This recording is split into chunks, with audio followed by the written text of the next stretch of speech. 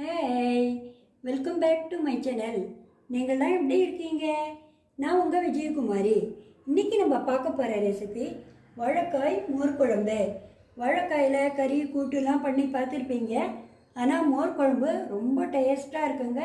இது ஒரு வித்தியாசமான டேஸ்ட்டோட சூப்பராக இருக்குங்க. செய்யறதும் ரொம்ப ஈஸி. இப்போ எப்படி பண்ணுறதுன்னு பார்க்கலாம். முதல்ல அரைக்க வேண்டிய சாமானை ஊற வச்சுக்கலாம். ஒரு கிண்ணம் எடுத்துங்க. அதில் ஒரு ஸ்பூன் துவரம்பருப்பு, ஒரு ஸ்பூன் பச்சரிசி, ஒரு 1/4 ஸ்பூன் மிளகு, ஒரு 2 ஸ்பூன் தனியா. தனியா போட்டால் தாங்க நல்லா வாசமாக இருக்கும். ஒரு ஸ்பூன் சீரகம், 2 வரமிளகாய் போட்டுக்கிறேன். ஒரு பச்சை மிளகாய். நீங்கள் மிளகாயெல்லாம் உங்கள் காரத்துக்கு ஏற்ற மாதிரி போட்டுக்குங்க. நல்லா ஒரு துண்டு இஞ்சியை கட் பண்ணி வச்சுருக்கேன், போட்டுக்கலாம். ஏன்னா வாழைக்காயில் மோர் குழம்பு பண்ணுறேன், அதுக்கு ஜீரணத்தன்மையை நல்லா கொடுக்கும். தேங்காய் ஒரு பீஸ், ஒரு அரை மூடி இருக்கும். அரை மூடி தேங்காவை சின்ன சின்னதாக கட் பண்ணி வச்சுருக்கேன், அதை போட்டுக்கலாம்.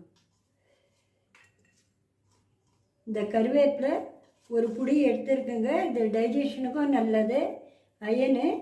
அவ்வளோ மோர் குழம்பு சூப்பராக வாசனையாகவும் இருக்கும், டேஸ்ட்டாகவும் இருக்கும். அதையும் போட்டுக்கலாம்.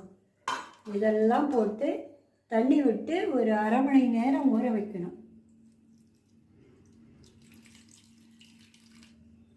இங்கே பாருங்கள், இந்த சைஸ் ஒரு வாழைக்காவை எடுத்து அதை தோல் சீவி தண்ணியில் கட் பண்ணி போட்டிருக்கேங்க. இதை மாதிரி 4 நாளாக உங்களுக்கு என்ன சைஸ் வேணுமோ அந்தளவு கட் பண்ணிங்க. தண்ணியில் போட்டால் தான் கருக்காமல் இருக்கும்.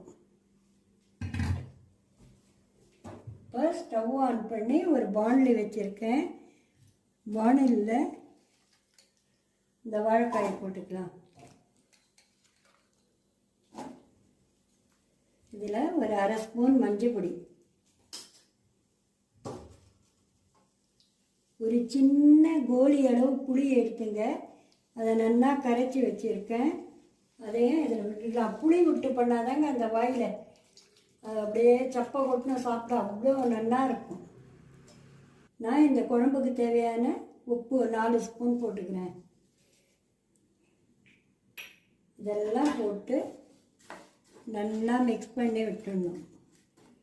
மிக்ஸ் பண்ணி அந்த காய் வேகிற வரைக்கும் மூடி போட்டு வேக விடணும். வாழைக்காய் வேகிறதுக்குள்ளே இந்த ஊற வச்ச பொருள்லாம் சேர்த்து அரைச்சிக்கலாம். ஒரு மிக்ஸி ஜார் எடுத்துக்கங்க. அதில் இந்த எல்லா பருப்பும் எல்லா சாமானையும் போட்டுக்கலாம். எப்பயும் போட்டதும் நீங்கள் எந்த பருப்பு எது அரைச்சாலும் குழம்புக்கு முதல்லையே தண்ணி விட்டு அரைக்காதீங்க. ஏன்னா பெரியவாளுக்கெல்லாம் தெரியும், புதுசாக சமையல் பண்ணுறவாளுக்கு தெரியாது. அது தண்ணி விட்டிங்கன்னா வெளியில் தெரிக்கும். அப்புறம் அதெல்லாம் நீங்கள் தான் மிக்சியை துடைக்கணும். அதனால் முதல்ல இதை ஒரு சுற்றிட்டு அப்புறம் தேவையான தண்ணி விட்டு பேஸ்ட்டாக அரைச்சிக்கணும். இதை பாருங்கள், இதை நல்லா பேஸ்ட்டாக அரைச்சி வச்சு ஒரு 1/2 லிட்ரு மோர், திக்கான மோர் எடுத்துட்டுருக்கேங்க. நான் புளிப்பில்லாத மோர் எடுத்துட்டுருக்கேன். அதனால் கொஞ்சம் புளி கரைச்சி விட்ருக்கேன் வாழைக்காக்கு. நீங்கள் அப்படியே ரொம்ப புளிப்பாக இருந்தாலும் பரவாயில்ல, அப்போ நீங்கள் புளி விடாதீங்க. எங்காத்தெல்லாம் புளி விட்டு தான் பண்ணுவா, தான் நல்லா இருக்கும். உங்களுக்கு பிசைஞ்சு சாப்பிட உடம்பு சரியில்லாத சாப்பிட்டா கூட நல்லா சப்பை கொட்டினா சாப்பிடுவா, அவ்வளோ நல்லா இருக்கும். இப்போ இந்த விழுதை அரைச்ச விழுதை மோரில் நல்லா கலந்து விட்டுக்கலாம். இங்கே பாருங்கள், வாழைக்காவும் நல்லா வந்துடுச்சு. இப்போ இதில் இந்த அரைச்சி வச்ச விழுது அண்டு மோர் ரெண்டுத்தையும் இதில் விட்டுடலாம். உங்களுக்கு எவ்வளோ குழம்பு வேணுமோ அவ்வளோ மோர் விட்டுக்குங்க. தயிர்லேயும் பண்ணலாம், மோர்லேயும் பண்ணலாம், அவ்வளவா சௌகரியம். இப்போ இதை மிக்ஸ் பண்ணி விட்டுடணும். இது கொதிக்கக்கூடாது, நல்லா நுரைச்சிண்டு வந்தால் போதும்.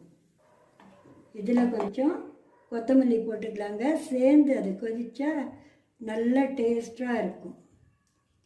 போட்டுட்டு ஒரு 1/2 ஸ்பூன் பெருங்காயப்பொடி,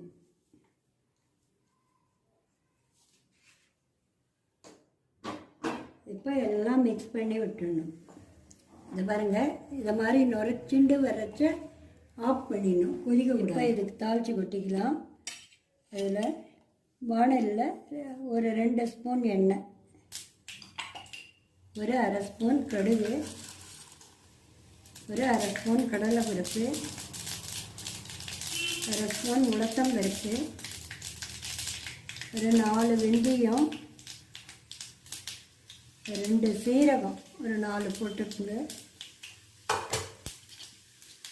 போட்டு ஒரு வரமிளகாயை 2ஆக கட் பண்ணி வச்சுருக்கேன். அது கருவேப்பிலை, கொஞ்சம் கருவேப்பிலை போட்டுக்கிங்க, நல்லா வாசனையாக இருக்கும். ஒரே ஒரு சிட்டிகை பெருங்காயம்,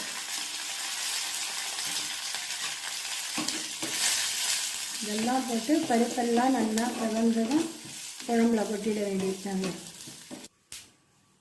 இந்த குழம்புல இதை கொட்டிடலாம்.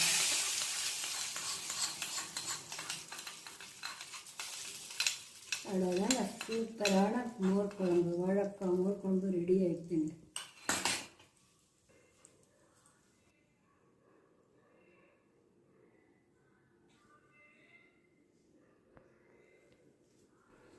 சுவையான வாழைக்காய் மோர் குழம்பு ரெடி. நீங்களும் ட்ரை பண்ணி பார்த்துட்டு எப்படி இருக்குன்னு சொல்லுங்கள். நீங்கள் ஃபஸ்ட் டைம் பார்க்குறவாளாக இருந்தால் மறக்காமல் சப்ஸ்கிரைப் பண்ணுங்கள். தேங்க்யூ.